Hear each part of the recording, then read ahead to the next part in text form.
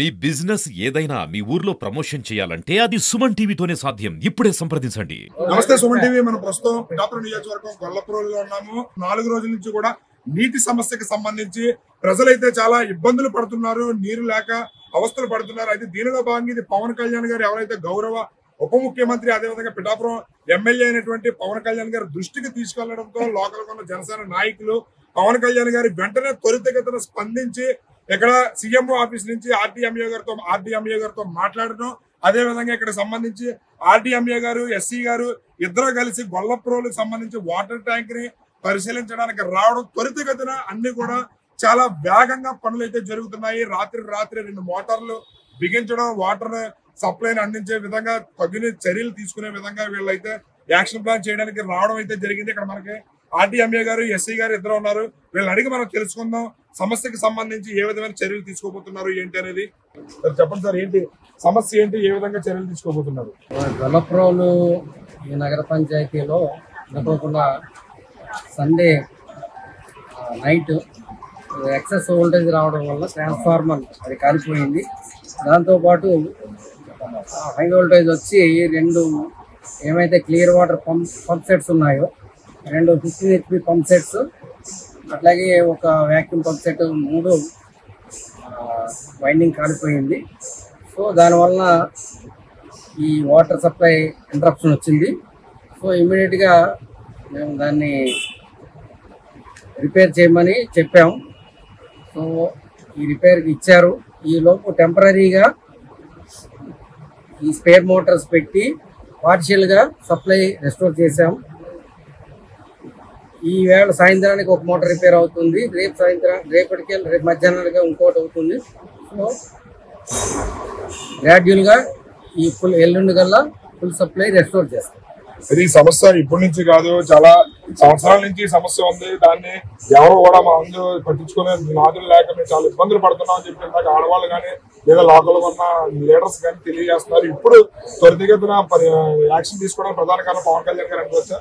ఇలాగేం కాదు, sir అన్నబుల్ deputy CM గారు instructions ఇవ్వడం జరిగింది. దానివల్ల చూడడానికి వచ్చాము.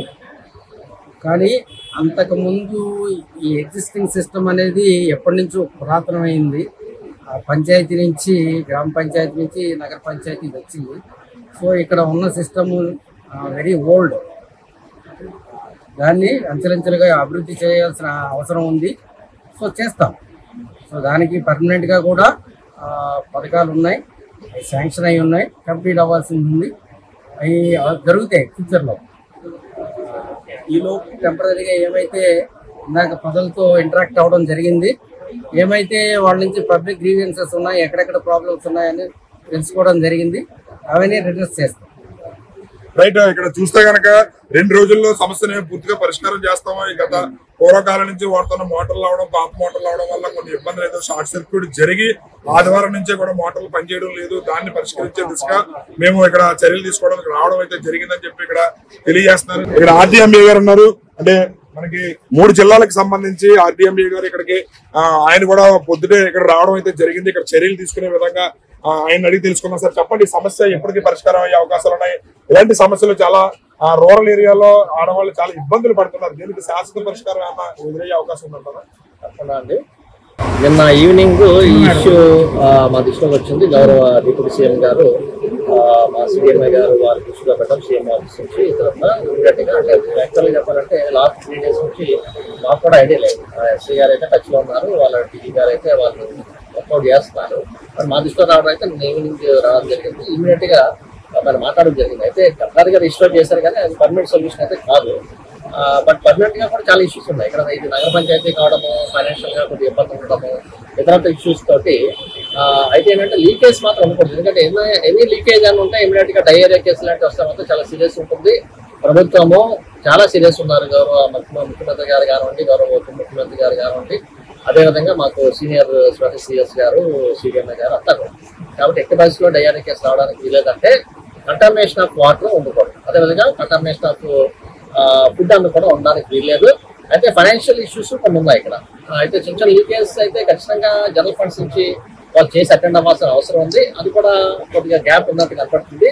సో అవన్నీ కూడా రెక్టిఫై చేస్తాము తప్పకుండా. అదేవిధంగా అక్కడ ఏఈ ఒక ఆయన ఉన్నారు, కమిషనర్ 4 రోజుల నుంచి ఆయన లీవ్ లో ఉన్నారు. యాక్చువల్గా లీవ్ క్యాన్సిల్ చేసి ఈ రోజే రిపోర్ట్ చేయమని కూడా చెప్పడం జరిగింది. ఈ రోజు సాయంకాలానికి వస్తానని చెప్పడం జరిగింది. నెల్లూరు నుంచి వాళ్ళ వైఫ్ ఏదో సమ్ హెల్త్ ప్రాబ్లం ఉందని కూడా చెప్పారు, కానీ ఎటువంటి లీవ్ అయితే శాంక్షన్ చేయాలి. ఎందుకంటే ఇటువంటి క్రిటికల్ పరిస్థితుల్లో ఎటువంటి లీవ్స్ ముఖ్యంగా కమిషనర్స్ కానీ ఏఈలు కానీ దాని ఫీల్డ్ స్టాఫ్ కానీ ఎటువంటి లీవ్స్ ఇవ్వము. ఒకవేళ ఇచ్చినా కానీ వాటిని ఇమీడియట్ గా క్యాన్సిల్ చేసుకుని వచ్చి జాయిన్ అవ్వాల్సి ఉంటుంది. సో దీని మీద నేనైతే పైకి కూడా మేము రిపోర్ట్ కూడా పంపిస్తాను. ఎందుకంటే రెస్పాన్సిబిలిటీ ఉన్నటువంటి కమిషనర్ గారు కూడా రెస్పాన్సిబిలిటీ ఉండాలి. ఇంజనీరింగ్ వాళ్ళే కాదు, కమిషనర్ ఓవరాల్ గా ఇది ఎగ్జిక్యూటివ్ అథారిటీ. సో అతను రెస్పాన్సిబిలిటీ అతనికి ఉండాలి. కాబట్టి దీని మీద మాత్రం అది నిర్లక్ష్యం అనేది నేనైతే అనుకోవడం జరుగుతుంది. సో అదేవిధంగా ఇక్కడ కొంత ఎమ్యూనిటీ సెక్రటరీస్ ఉన్నారు, 7 సెక్రటరీస్ ఉన్నాయి, 7 ఎమ్యూనిటీ సెక్రటరీస్ ఉన్నారు. అయితే చాలా ఇష్యూస్ పబ్లిక్ కూడా చాలా ఇష్యూస్ చెప్పారు యాక్చువల్ గా. అదేవిధంగా మన జనసేన నాయకులు చాలా మంది ఉన్నటువంటి ఇష్యూస్ ఒక దాదాపు కొంతవరకు మేము డిస్కషన్ చేయడం జరిగింది. కొంతమంది రిపోర్టర్స్ కూడా అదేవిధంగా పబ్లిక్ కూడా చెప్పడం జరిగింది. ఇది కొంత గ్యాప్ ఉంది. సో ఏంటంటే కొంత గ్రీవెన్సెస్ రిటర్స్ చేయాల్సిన బాధ్యత అర్బన్ లోకల్ బాడీ మీద ఉంటుంది. ఎటువంటి పబ్లిక్ గ్రీవెన్స్ ఉన్నా కొంత సచివాలయాల్లో కానీ అదేవిధంగా మున్సిపల్ ఆఫీస్ కానీ వాళ్ళు రెక్టిఫై చేయాల్సిన అవసరం ఉంటుంది. అది కూడా కొంత గ్యాప్ కనపడుతుంది. సో ఆ గ్యాప్ అంతా కూడా ఉండడానికి వీల్లేదు. సో ఎక్కడైనా కానీ పైగా మన డిప్యూటీ సీఎం గారి యొక్క కాన్షియన్స్ లో మనం ఉన్నాము. ఇంకా అలర్ట్ గా ఉండాల్సిన అవసరం అధికారుల మీద అందరి మీద ఉందని చెప్పేసి నేనైతే భావిస్తున్నాను. ఖచ్చితంగా దీన్ని రెక్టిఫై చేస్తాము. అయితే జనరల్ ఫండ్స్ నుంచి కూడా కొంత ఖర్చు పెట్టాల్సిన అవసరం ఉంటుంది. అంటే ఏదైతే ఎలక్టెడ్ బాడీ ఉందో వారికి కూడా దయచేసి ఈ విషయంలో సహకరించాలని చెప్పేసి నేను కోరడం జరుగుతుంది. కమిషనర్ కూడా చాలా ప్రొయాక్టివ్గా ఉండాలి, అసిస్టెంట్ ఇంజనీర్ గారు అందరూ కూడా.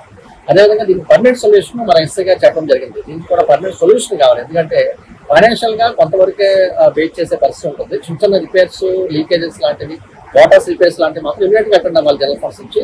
మిగతా పర్మనెంట్ సొల్యూషన్ మాత్రం ప్రభుత్వం గౌరవ ముఖ్యమంత్రి గారు కానీ గౌరవ డిప్యూటీ సీఎం గారు కానీ వారి యొక్క సహకారంతో ఖచ్చితంగా పర్మనెంట్ సొల్యూషన్ ఉంటుందని చెప్పేసి నేను ఆశించడం జరిగింది.